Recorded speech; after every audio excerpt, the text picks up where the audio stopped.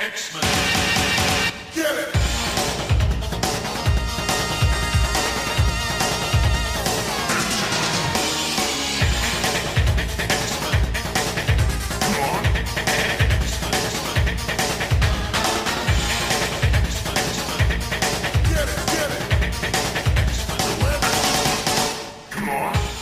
Hey everyone, and welcome to another exciting episode of Battle of the Atom 2099. This is your futuristic X-Men podcast where we rank all the stories from A to Z. People speak in Canadian accents in the future. It's weird. I'm Adam. And I'm Zack. Yeah. But I'm actually Zack spelled futuristically. Yeah. In case you were curious. There's a couple, it's like 2 K's and like a Y in there somehow. Well, there's a lot that goes into how you spell Zack in the future. If it's short, it's Z-A-K, which I tried out actually a little bit when I was like 13 and it didn't stick, and I was fine with that. Oh, but if you want to spell it Zachary, like my Christian name. There we go. You go Z-A-K-A-R-I-I in the future. Yes. Which is the best way I've ever seen anyone spell Zachary. That's great. I mean, we all need... do you remember years ago there was that meme floating around about make your own Liefeld character, and you just like combine 2 words? Adam, not only do I remember that, I have your zine of it. I legitimately looked at that like a month ago because I was going through some stuff and I saw it. Yeah, I feel like that would be appropriate this episode. Like we should just pair a random word with each of our names. Like you could be Blood Zack. I could be like Adam Gear. I don't know. That seems appropriate because this week, if you didn't catch it from Zack's intro, we're talking all about X-Men 2099. I have been waiting to talk about X-Men 2099 since we Years. started this podcast. I know. We've gotten to talk about the X-Men of 2099 once, back when we did our episode about the X-Men Blue Cross Time capers, where I got mad because in the Grand 2099 tradition, they got none of the 2099 continuity right, and it bothered me. Hey, fun fact. Here are the people who care about X-Men 2099 continuity. John Francis Moore. Me. Yep. End of list. Maybe me now. I think I'm converting you. You know, it was really funny because we were talking to some of our Comics XF colleagues about doing this episode, and people were like, yeah, it's not great. You're not going to love it. It's bad. And then I started reading it. I was like, oh yeah. And then I kept reading it and I was like, wait a minute. And then I kept reading it. I was like, oh. So finally, by the time I just got done with issue, what is it, like 25 or something, I'm like, oh, I'm in. The thing about X-Men 2099 is that if anyone told me they thought it was bad, I would say, yeah. Oh, it is. But it's so fun. X-Men 2099 is a smorgasbord of ideas that John Francis Moore is throwing out there. It is not the book you expect it to be. And yet it kind of, I think there's a lot of it that still get an indelible core of X-Men that I really appreciate, and that is a lot harder to pull off than just being like, and here's future Wolverine with laser claws. Oh, it doesn't do that at all, which I was, very impressed by. I mean, having never read the book and having only looked at, what this character, what the characters on this team look like, I was like, oh, okay, so this is a team book and the leader of the team is a guy with a skull on his face. And folks, that guy's name is Timothy Fitzgerald. Tim. And Timothy Fitzgerald doesn't get that skull mask for like, what, 10, 12 issues? I think it's issue 10 is when he gets the I forget what they call it. It's like a digital tattoo or something. It's absolutely insane. I love Skullfire. Guys, I know it's great. It's great that Cerebra is tentatively in the regular Marvel universe now. You can go back to our episode with Steve Orlando from last year. I'm excited that Brimstone Love is around and that we're going to get more Brimstone Love content. But give me some Skullfire, baby. I love Skullfire. He gets all of the good parts of Ghost Rider, which is being a non-fire skeleton.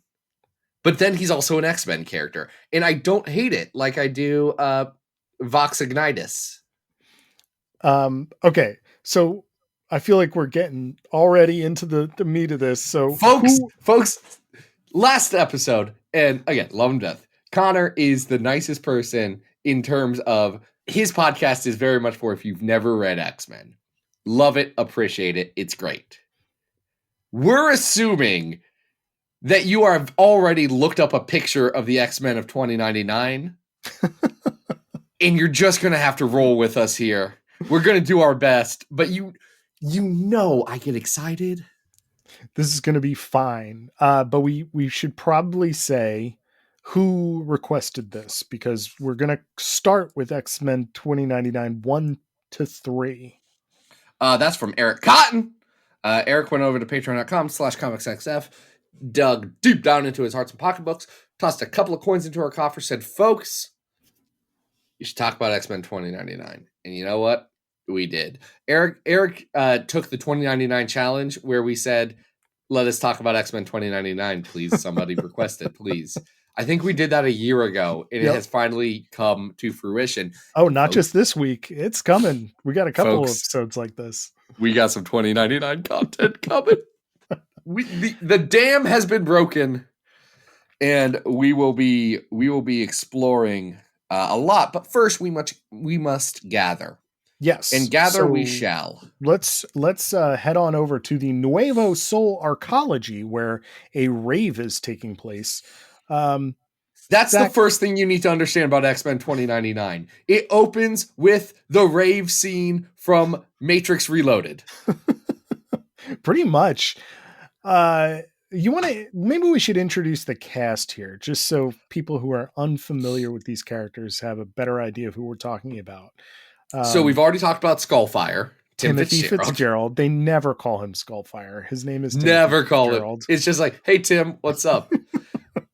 It's one of the things I kind of love about this series is John Francis Moore is not all that interested in these people being superheroes. No. And again, do you know what this has? This whole run really has the same spirit as to me. The Gifted TV show. Like random. No, but you're close. Side quests. I was going to say the post-Siege Perilous era of Claremont X-Men. Yes. It's the same, like, yes, it says X-Men on the cover. Yes, there is a team, but they're not going to do team things. They're kind of just going to go off on their own in pairs of 2 and 3 for a while, and we're going to see what happens. Because you got Tim showing up at this rave.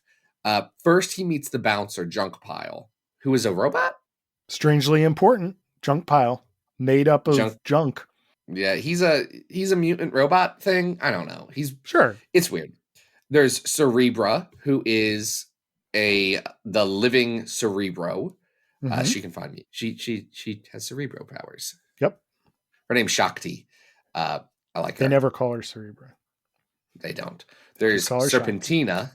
Uh-huh. Who they do call Tina. Mm-hmm. She has snake tattoos on her arms, and I assume she got the snake tattoos after her mutant power to have giant inflatable robot or giant inflatable flappy arms came into effect. Yeah, she's got Reed Richards arms. There's Metalhead. Love this. Guess what? He's a metal. He's like an absorbing man. And his name's Eddie. Like Eddie from Iron Maiden. He's also the basically the percussion and musician of this rave. He has like these Minority Report style screens around him that he is just like making music with somehow, and everybody's jamming out. Mm-hmm. There is Crystal, mm-hmm. Chris, they call her. She is a crystal she's an ice man, but she makes it out of crystals and not ices. Right. There's Mean Streak, who is Quicksilver or mm-hmm. North Star. Yes. He's never called that either. They always call him Henri. Henri Huang. Yes. Where is he? I'm trying to. Where's he from? Yeah, I'm trying to remember where he. Well, I mean, like he's American, but that is one thing. The whole team is very diverse in a way that even Regular X-Men is not. yeah, even today. Yeah. There's one boring white guy. Well, no, there's two. There's also Bloodhawk, who is the Wolverine of the team. Yeah, not actually a member of the team. Bloodhawk is like, yeah, I don't want to be part of your team. Bloodhawk is this.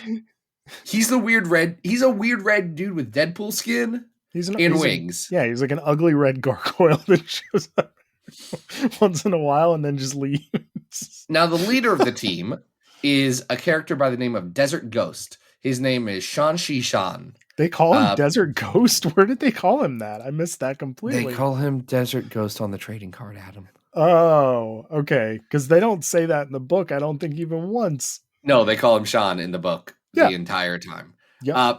To be clear, before someone gets a wrong idea, this is, while spelled the same as Karma, this is a Chinese character. Yes. And Xi'an is I know it's a city in China. I assume it's a name also, but I can't be 100% on that.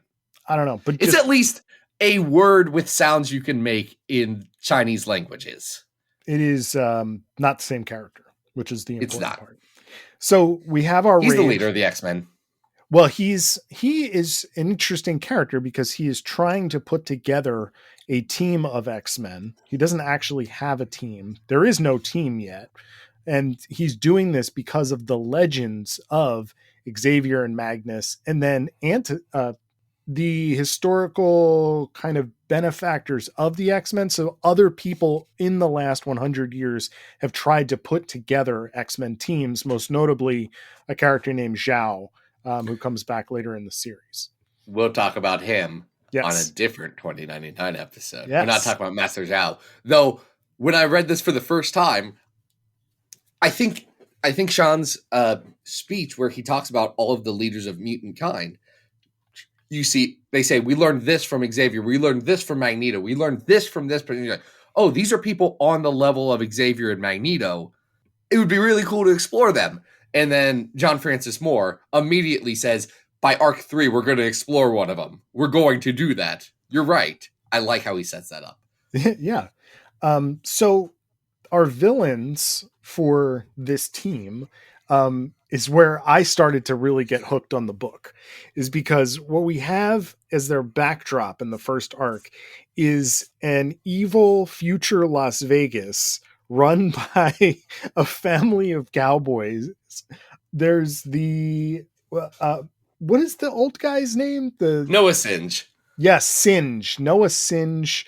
And then his, nepotistic children, one of whom is addicted, to, what is it called? Spike, or what is he addicted to? Future drugs. It's future drugs. He's addicted to something. And then that's Lighten. Yes, there's Lighten. And then why am I blanking on everybody's name right Desdemona. now? Thank you, Des. Who are both, very interested in assuming their father's place when he is mysteriously killed. What people need to know about 2099, it is cyberpunk in the way that was like cyberpunk before that just meant neon. It's cyberpunk in that, yes, corporations are evil. They are taking over the entire world, and we have to form some sort of resistance against that.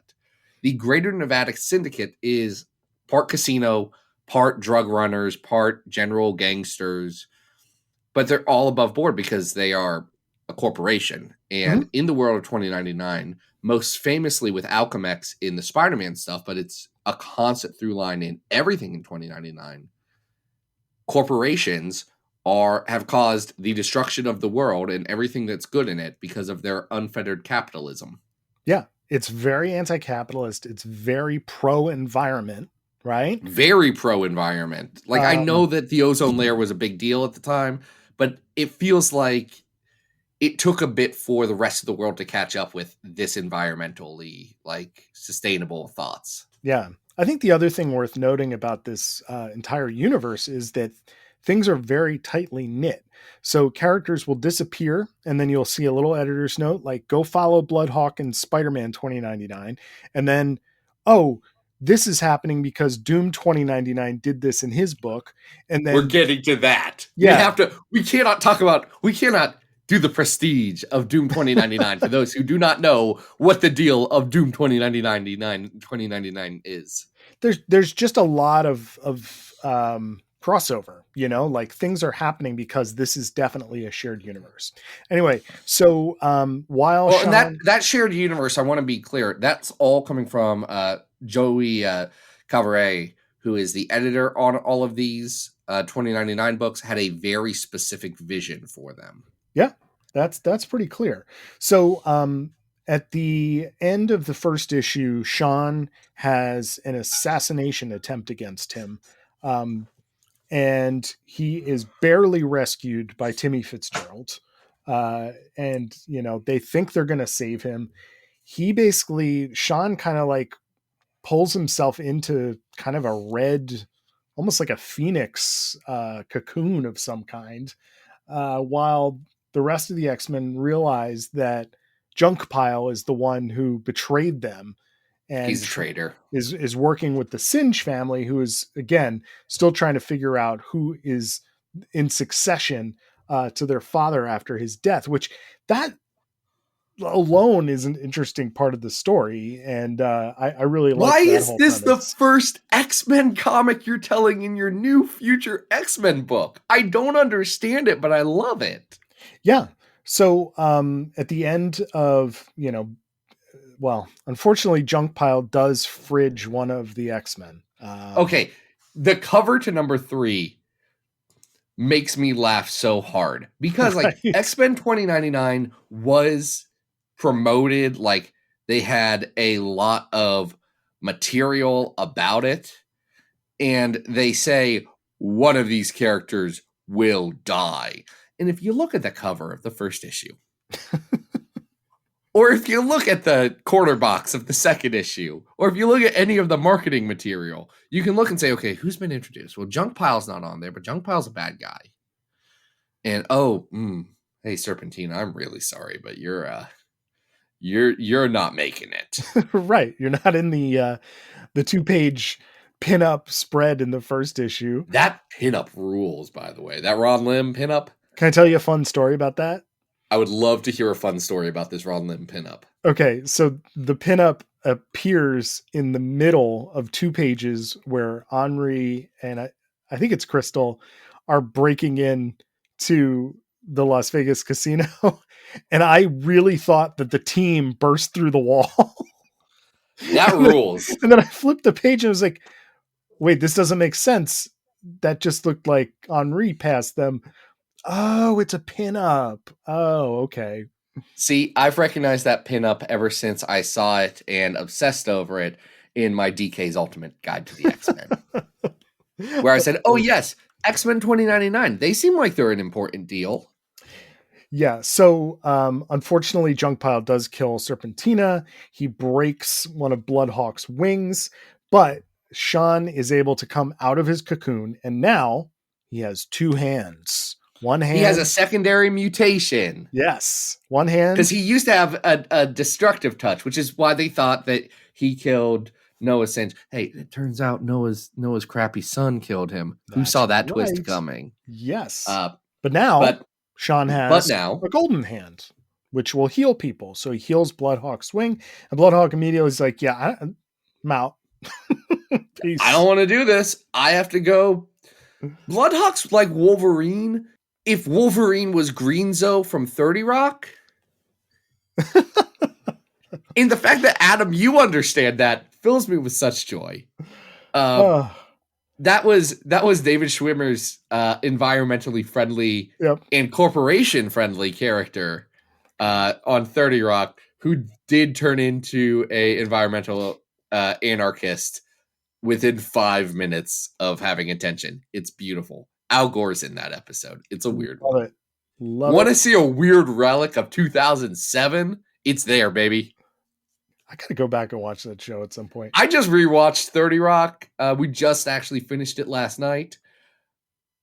boy, that has better writing than The Office and did not get the credit from lay people that it deserved, even though they both came on at the same time. Oh, it's Also amazing. has significantly more blackface than The Office. Definitely. There's a lot in There's 30 some Rock. cringe factor there. Okay, so this is the first 3 issues. Why don't we try and rank this on our big old list? Yeah, let's do it, because we have a big old list, as Adam alluded to, where we have been ranking every X-Men story from best to worst of all time, with the number 1 X-Men story being the House of X, the Power of 10, the number 200th X-Men story, or 100th, excuse me, being X Factor: The Longest Night, 200th being that Dracula issue of Uncanny X-Men, 300th being the first arc of the Wolverine solo with the Black Blade. Then it's Exalted, the lead into Greg Pak's Extreme X-Men and Astonishing X-Men at 400. Number 500 is X-Men Colossus Bloodline. That time we find out that Colossus is a Rasputin from the Rasputin family of Rasputins. Number 600 is X. Is X Club really at 600? That can't be the X Club. Nope. X Club is at 60. My equation was wrong. This makes more sense. 600 is X-Men Die by the Sword. Okay. 700 is the...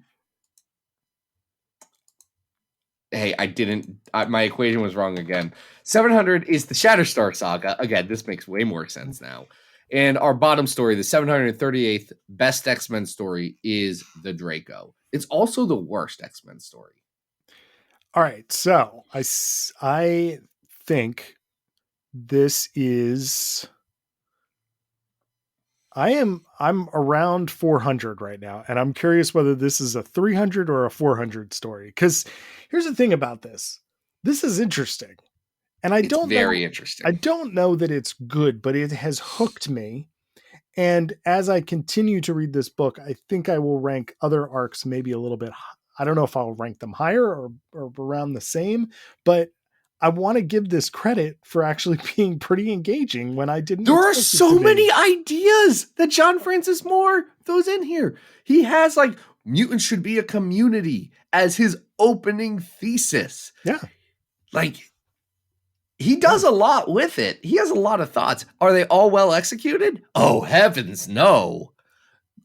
But like, you know how much credit we give somebody for trying. Absolutely. So, this is better than that Greg Pak lead into Extreme X-Men. I'll say that for a fact. All right. So we're in the 300s. How far up do we want to go here?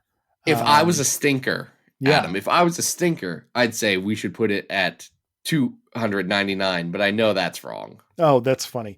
But that's only going to change over time anyway, but it's definitely not that high. It's not. You and I have 2 different stories highlighted right now. You have 348 Astonishing X-Men Until Our Hearts Stop. I think a story that has accident.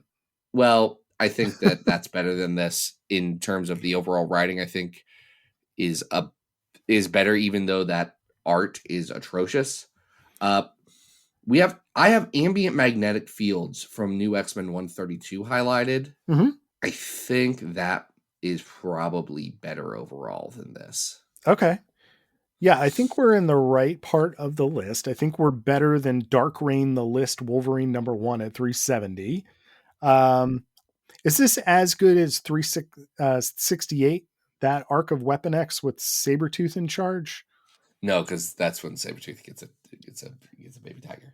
Okay, so I think this is better than Secret Avengers number 16 at 369, where Beast does a genocide. Okay, that doesn't narrow it down. That one time that nobody really remembers. That time Warren Ellis had that other time Warren Ellis had Beast do a genocide. This was a light genocide on Beast's part, to be fair. Go back to that episode if you want more. But this is our new number 369. It's X-Men 2099, 1 through 3, The Gathering. And Adam, right? Yes, we had another story planned for this, and then we had to do an audible because it better fit for a different future episode. It's a smart audible. So we're going to do the arc we originally planned on doing next week, and you'll see why. But where are we going to go next? We're going to go to one of my one of my favorite characters in 2099. So, Adam, do you know about the first 2099 crossover? It's a crossover between X-Men, Spider-Man, and Doom, I feel like. Also Ravage Oh, and Ravage. Punisher. Okay. Oh, it's everybody. Okay. I don't know if Ghost Rider was going yet. That's the one question I have. I can't remember.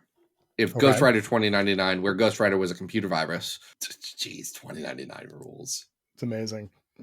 It was called Fall of the Hammer because in 2099, there has been a new religion sweeping the nation, and that is the old religion of the Asgardians. Yeah, Thorism. Worshiping them. And the Thorites. Again, that concept rules. Love them. Really does, especially when it's put in contrast with the Black Panther revivalism of people who are not necessarily Wakandan, but are they're from Oakland. Yeah, they're very explicitly from Oakland. Yeah, it's man, like they're more literal black, like not, you know what I mean, a literal Black Panther, the Black Panther Party, but yes, the Black Panther Party, and it's that's really interesting too. We get that in this arc. Follow the Hammer, because we'll set up context. People tried to revive the Norse gods using capitalism, and it didn't super work, except for it did turn one guy from Malcolm X into 2099 Loki. Sort of. He's a shapeshifter who has taken the form of Loki. He's not actually Loki. In that crossover, he was Loki. Right. He then got thrown out of a casino and had a bad day, and he is now Halloween Jack, baby, and it's the 2099 Joker, essentially. He is the 2099 Joker. Did you know Halloween Jack is in the 616? No. What? How? Since the 90s, buddy. Oh, cool. It's never really been explained. Let's say yes, because it's more fun that way. Okay. He was in some issues of John Francis Moore's X-Force. Okay. Great. I don't remember why or how. I just love that it is. Because what we're covering is the Halloween Jack arc. It's X-Men 2099, 16 through 20. Halloween Jack, his name's Loki, or Jordan Boone. He does actually look like Joker, but from that animated series where Joker was wearing a straitjacket and did monkey kung fu. Yes, he does kind of look like that. He's kind of a mix between the Joker and James O'Barr's The Crow. And he's neon green. He's got a crow face. Yeah, he's neon green. He's got all these sort of like capey things coming off of him. And his goal is relatively simple. He really just wants to disrupt the entire, laws of physics of Las Vegas and just kind of turn the city upside down. That's his whole thing. He's doing that with the help of his friend Mean Streak, Henry. They used to work together, and Henry's dealing with the fact that this did used to be his friend. Also, his friend's doing some wicked stuff, and he doesn't know how to deal with that. He's just along for the ride, and that's, who could blame him? And this is part of the, I think, of the joy of this book that we referenced before, in that it's not necessarily a team book. All of its characters just kind of go off on these like very strange solo adventures. Because at the same time, we've got Henri and Halloween Jack, like you said, we've got Crystal going off, and this is just as wacky, going off on an adventure to rescue her Black Panther brother who's been abducted by these like anti-establishment radicals who are the free radicals. They're mixing literal hallucinogens into the acid rain to make it literal acid rain, when they had quotes, it's acid rain. I was like, okay, you got me there. Got me there. It's giving Crystal hallucinogens. They've released their acid rain on the Bay Area because the soldiers of the Panther. Well, Crystal's brother, Zack. Yes. Ogata. Z-A-K. Zack. It's Zack. His name is both Zack and Zachary, again, just in 2099 form, which is funny. They are, she's meeting up with her estranged brother at her father's funeral. Her father led the Soldiers of the Panther, which are essentially the 60s Black Panther Party, but if they were inspired and re-inspired by Wakanda as a concept. Yeah. Very interesting, especially given the fact that, like, I don't know about you, man, but I don't remember Wakanda or Black Panther being like a going concern in 1994. No, not like at the all. kids weren't talking about it. Yeah. So the fact that, you can look at this through a 2020s lens and think about sort of the way in which Black Panther as a character has evolved, it really is an interesting concept. It's one thing I really like about what John Francis Moore does, even though his execution of it is not perfect, he is tapping into a lot of the same ideas that will later become big ideas in comics and pop culture and media 20 years down the line. He got there first for a lot of things. Well, I think that's really cool. The other thing that I just appreciate about the book in general is that the book is constantly introducing different factions, and those different factions are always relatively interesting, So maybe there's a Native American tribe at some point. It's pretty interesting. Maybe there's a group of, reconstituted Science Project X-Men. They're pretty interesting. And here we've got Thorites. They're interesting. The radicals are interesting. So what about the Deadheads? The Deadheads are, oh my God. I think I shared that when I was reading the book because it just made me smile so much that there was a Grateful Dead inspired group of hippies who they're high on going to virtual reality Dead concerts, essentially, right? Yeah. That's what's going on. This is a weird X-Men book. That is awesome. Just conceptually, that idea is so awesome. And it's what makes it even more interesting is that it seems as if the dead that they are worshiping may not even be the original. They're definitely not the actual Grateful Dead. They may actually just be worshiping like a cover band version of the Dead. And I mean, it's great. It's great. Yeah. So anyway, Crystal, to rescue Zack, has to go rescue Billy the Kid. Who is a free radical soldier, right? That has been captured by the Soldiers of the Panther. And they're like, no, we're not going to give him up. He's a terrorist. He's a child. Well, in their defense, he's a child with a tattoo that says "Rad to the Bone" on his arm. He's also a mini-me forge. He can build just about he's got a backpack full of weapons, and he uses them for pranks. Yes. So this arc, Desdemona does try and stop Halloween Jack through a variety of different ways. He does a hostile takeover of her Las Vegas casino. Yes. We have not mentioned the Rat Pack yet, and I feel like we have to talk about the Rat Pack. Adam, I think you might be the world's number one Rat Pack fan, and I love that for you. The Rat Pack are so stupid and so 90s, and the fact that they are named after, this group of, entertainers from decades in at the time, our past, and yet this is 100 years in our future, and there is this group of 4 people who bear no resemblance to Sinatra or Dean, or Sammy Davis Jr. It's basically just 3 guys and a little person, and they all have cable guns. They just show up every once in a while, and they're kind of funny. They are the 2099 enforcers. They are the future equivalent of Ox and Fancy Dan. Yeah, their names are Mr. Entertainment, Suicide King, Dealer, and I don't remember what the last one's called. Squid? No, that's the other thing the book does is it has future curse words like squids and shock. So it kind of does a Battlestar Galactica thing, with frack. So people say what the shock, Again, folks, I'm telling you, 2099 is fun. It's interesting.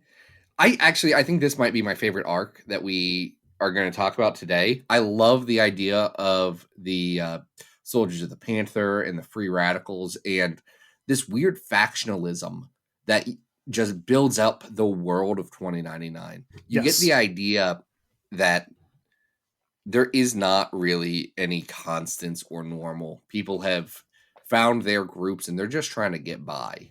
Yes.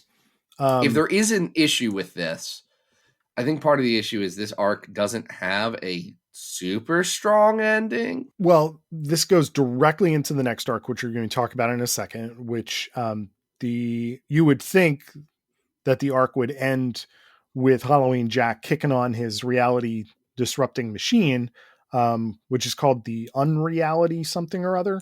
It's something from Spider-Man 2099 that I did not go back and read. Yes. But the arc does not end with that. It ends with the announcement that Doom is president. So we'll get into that in a second. It does at least wrap up the it gets to a stopping point with the Halloween Jack stuff, and it wraps up the stuff with Crystal and her brother for the most part. Absolutely. That's one thing you see in how Moore paces this book is it is, again, very that era of Claremont where the A stories and the B stories start to flow into one another and start to overlap, and there is not a clean line. It's just continual forward motion. Mm-hmm. And that makes it difficult for this show, but I tend to like it. Yeah. We have not talked about the art yet. We haven't. I want to talk about Ron Lim. Yeah, Ron Lim, who I think most people know from the time that he did Silver Surfer and then jumped in for George Perez on Infinity Gauntlet, has been for decades just kind of like a mainstay of Marvel house art, is literally going to draw every issue of this series. Ron Lim's going for it. And whereas the first 3 issues, I think, are a little bit bland and he's kind of playing it safe, as the series progresses, Ron Lim displays some of the skills that you saw him do with the more cosmic stuff in Silver Surfer. And it really works pretty well. Is he the perfect artist for this book? Maybe not. However, what I will say is that I think because of his stick with itness, and he is on every single issue, it brands the book in a really good way. The other thing I want to note about this is that by the time we get to this arc versus the first arc that we just talked about, we're starting to see digital color separations being used that amp up the neon quality of the colors in this book, and they go through pretty much the end of the run. It's a huge improvement, whereas the first couple issues look a little flat and a little tame for this world. It does start to catch up with itself. It oddly, and I think part of this is just the nature of what we think of as 90s zeitgeist and overall pop culture, not just comics. But those Malibu colors really do add this is a future book. Right. Because it's that what we thought was going to be the future, and then we realized we had to tone it back because it actually looked bad. You get that everywhere. But then you also get characters like the Free Radical soldier Days. I was just going to say, he's a living, all he is an outline, and then he's filled with digital color effects. It rules, and people, we can just pull the idea of Days into the regular continuity now. We can just say, hey, look at this cool design that Ron Lim did. Yeah. So I agree with you. I think this is better than the first 3 issues. And this is, the arc that we'll talk about next week was kind of the beginning where I was like, oh, this is kind of interesting. This is, I think you're right. This is where I'm like, I'm in on this book. It's starting to fire on a lot of cylinders. It's doing a lot of things. Most of the X-Men do not appear in this. No. It's not a team book. It's constantly shuffling between these different subplots. And I think the book is better for it. Here's where I am looking. I think that this is better than Happenings in Vegas from X Factor. That's where they go to Hella's Casino in Vegas. Yeah, I would agree with that. This is probably not as good as, say, I'm going to say it's not as good as X-Men 27, A Song of Mourning, A Cry of Joy, which is the Threnody issue. Yeah, I would agree. You know, obviously everything we're talking about here really has no bearing on the larger X continuity for the most part. No one has ever cared about this. Right. Even Steve Orlando, bless his soul. Yeah. Steve Orlando, who is doing his best, made his own X-Men 2099 and all new 2099 continuity because he was like, I can't expect people to like care about Halloween Jack. Right. Can't. And I understand, and I wish that wasn't the world we live in, but it is. Steve Orlando cares, right? But I gotta imagine that Steve Orlando has a lot of thoughts about all of the X-Men 2099 and tried to make it work, but instead decided he would try and make every disparate version of 2099 work, which is an admirable task, and I'd care more if I cared about any version except for this one. Yeah. All right. So I do think this is better than the Axis arc of Deadpool. So would this be our new 347? This will be our new 347. Great place for it. If you're someone who's like, actually that Threnody issue rules, you're gonna love 2099. All right. And we're not done. We are not done. We have the arc that comes immediately after this, which happens concurrently with Doom becoming president. Now, for those who may not know, Zach, explain. You just dropped that so casually. You're talking about 2099 AD after Doom. Yes. So Doom is president, but for folks who don't know, Dr. Doom 2099 is president. Yes. Who is Doom 2099? Great question, Adam. He's Dr. Doom. He's not a future version of Dr. Doom. He is 1994 Dr. Doom got sent into the future, and now he's like, guess I'm going to rule this place. And what's interesting about Doom 2099 is that Dr. Doom says, actually, this sucks. I'm a fascist, but I'm going to make this place better. Yeah. He's like, this capitalism is too evil for me. I'm going to figure out something better for these people and be the hero Doom that they deserve. He's still Dr. Doom. He is still Dr. Doom. He has a slightly different look to him, but he is in charge of S.H.I.E.L.D. He is essentially going to send out these environmental machines that are going to kind of cure the environmental disasters that have been. Doom becomes president. First thing he does is be more progressive on environmental policy than any Democrat ever has. That's true. Again, we're talking about the fascist dictator of Latveria, yes. Dr. Victor von Doom. Yep.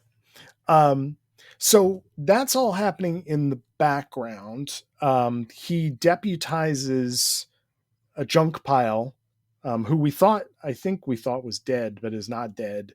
He can regrow himself. Right. He can regrow himself into a junk pile. Yeah. So Tim, who shows back up here, is not happy to see junk pile. Just like vibing. No. But basically junk pile is sent to go and thwart a part of what is believed to be a front for the Theater of Pain.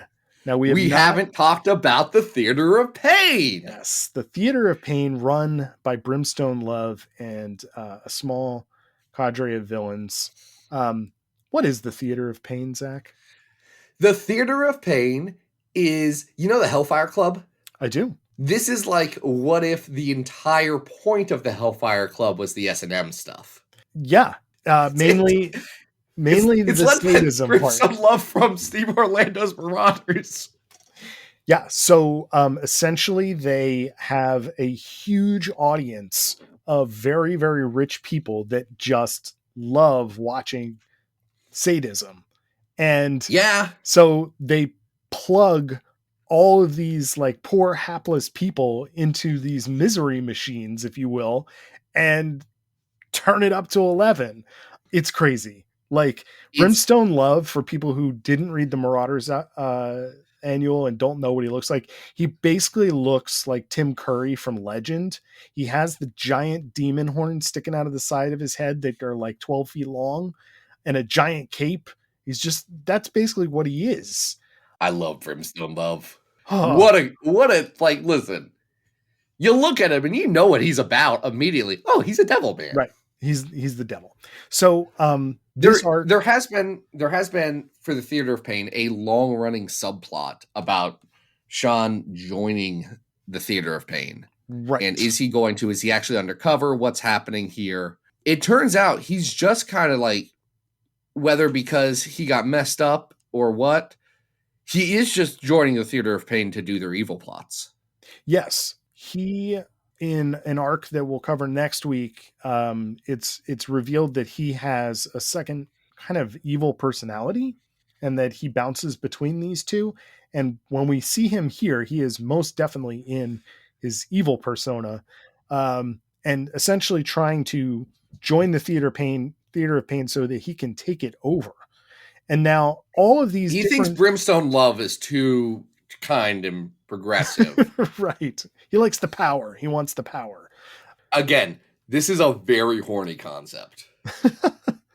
So all of these different mini groups of characters that have all been going off on their own subplots finally all come together here to help. Except for Metalhead, who is off helping someone give birth. Metalhead is fist fighting with a character who, I'm not kidding, is named Glitter Spike. Glitter Spike, again, in a totally different arc. Glitter Spike is the deadbeat boyfriend of this pregnant lady that Metalhead has left the X-Men to go on a pilgrimage with so that she can find a place to raise her child. And he becomes, you know what? He doesn't like the word stepdad, but he's the dad who stepped up. He's the dad who stepped up. That's for sure. So that's what's happening with Metalhead. And then back at the Theater of Love, we have all kinds of stuff happening, right? We have not talked about La Lunatica, who is La Lunatica, my favorite X-Men 2099 character. One of the former Norns. Theater of Pain. Yeah, Yes. she's a former Theater of Pain member. She's crazy, and she takes Tim from this white bread into a guy who gets a face tattoo. That is, with 3 days, listen. I don't want to be vulgar on this podcast. But he gets a taste, and it's so good that he gets a face tattoo immediately. Dude, La Lunatica is such a great character. She is mean. She is flirty. She is fun. Like, she has no time for any of the X-Men's nonsense, which is actually a very common trait of everybody in 2099 who does not want to be an X-Man. Yeah. So unfortunately, in going back to the Theater of Pain with Tim, she's confronting her former sisters. Brimstone Love is claiming that he's her father or related to her somehow. She doesn't believe that for a second. So all of this kind of bad stuff is happening. Tim gets stuck in a Star Wars like junk pile with wait, did I say junk pile? With junk pile. Yeah, he gets. You remember that part in trash Star Wars where compactor the trash scene. compactor? Yeah, they do a trash compactor scene. They do that, except it's with like, I don't know, like some kind of liquid that's gonna make them disintegrate or something. Tim basically blows through a wall. All this stuff is happening so that at the end the team can finally come together and defeat Sean. And Sean's like, where am I? Oh, I guess I did a bad thing. They're like, yeah, bud, you did. Brimstone Love teleports away. Everybody's pretty good at the end of this arc. Dr. Doom gives them a city to be in charge of then. Yeah, he's basically like, he's hey, like, oh, you're great. Here's a new status quo. Would you like a plot for the next couple of issues? Because I've got one. We didn't mention that Halloween Jack's plan to turn off physics in Las Vegas does work. And Dr. Doom is basically like, oh, you can't turn this off? No big. what I'm going to do is just set up a force field around Las Vegas. You deal with this so that it doesn't impact anybody else, and I'll come back and check on you. Dr. Drew says, this is your problem now. Yeah. I don't know what you did. I don't care. It's Las Vegas. It's fine. The city sucked anyway. Halloween Jack, please fix this. He does not. I have my own book to do. He doesn't fix it by the end of the arc either, I don't think. I don't know when Halloween Jack actually fixes it. I don't know. I don't know. So this is probably the closest of the arcs that I read to get ready for this episode and next. This is probably the closest the book comes to an actual team book, because Yes. you have all the different groups coming together and teaming up to go and defeat the villains of the book. So, Even Bloodhawk. yeah, Bloodhawk comes back and he's like, I'm an X-Man. I'm here. Good. You know what? Good for Bloodhawk. I'm glad. Bloodhawk was off doing a Doom 2099 plot. They really thought This is a he weird was Wolverine, book. because he's always in other people's books instead of his own. He really is the wolf. Like, he's on top of all the marketing material. And the problem is Bloodhawk's design is terrible. Oh, he's ugly as hell. He's like just covered in not. oils. They tried to make an action figure design and they failed so miserably. By the way, if you want X-Men 2099 action figures, I've got great news for you. Toy Biz was making action figures of anybody who wasn't a lady. They're there, right? Don't they have a few? They have a bunch. La Lunateca is the girl of the action figure set. Well, you know. If you want to know how they thought about Crystal or Shakti, it's La Lunateca immediately becomes the character. Who gets them? I think Brimstone Love does get one. Really? There's a Brimstone Love Toy Biz action figure? I think so. Hold on, I'm pulling it up. Wild. They made 6. It's Metalhead, Brimstone Love, La Lunateca, Bloodhawk, Mean Streak, and Skullfire. Okay. Good pick. But the Metalhead is Eddie's secondary mutation look, not his better original look. Oh, interesting. I don't understand so many things About Adam. Toy Biz action figure selections. It's very bananas. And the fact they never made the maggot figure is really sad, you know? They were having some money I know, problems that's when they started to go bankrupt. So. Hey, there's a maggot figure now. I have him over here. He has the eyes of a killer. And the Have you ever- smile of a friend. Have you seen the maggot figure, Yeah. Adam? Like in person? Like I think I did see him at Target once. Look into his eyes. They are terrifying. Look into his eyes. The figure does come with a Bonebreaker Yes. figurehead, Yep. which has Bonebreaker's sunglasses, and I have thought about drilling little holes into my maggot so that he could wear the sunglasses so I don't have to look at his eyes. Oh, he doesn't come with sunglasses. No, the maggot doesn't come with sunglasses, which is fair because maggot doesn't wear sunglasses like as part of his superhero costume. No, but But generally he has them like up. Like he has Jubilee glasses. You know what I may have, and I don't know if they would fit on this, but I think I have an extra pair of Marvel Legends Jubilee sunglasses. I wonder if they would fit. I bet that the Marvel Legends line uses the same sunglasses design where you just need little dimples. Yeah, that's what I'm wondering. I don't know. I could just use the Bonebreaker glasses that I just showed you.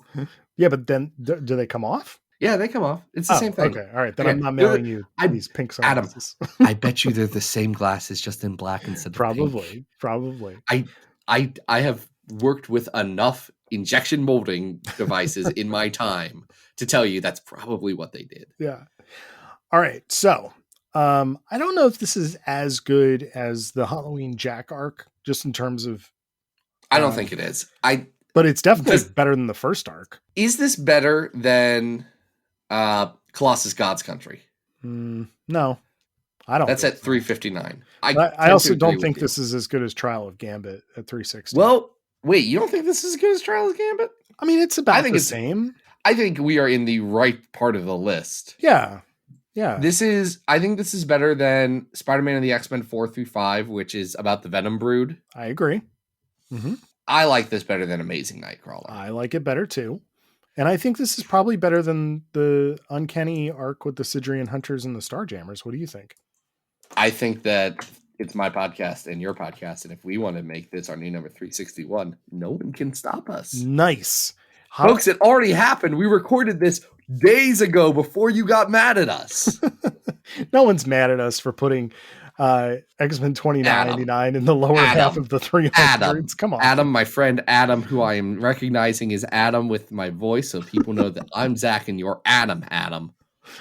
People get mad at us about weird stuff sometimes. Oh, man. I try not to pay attention.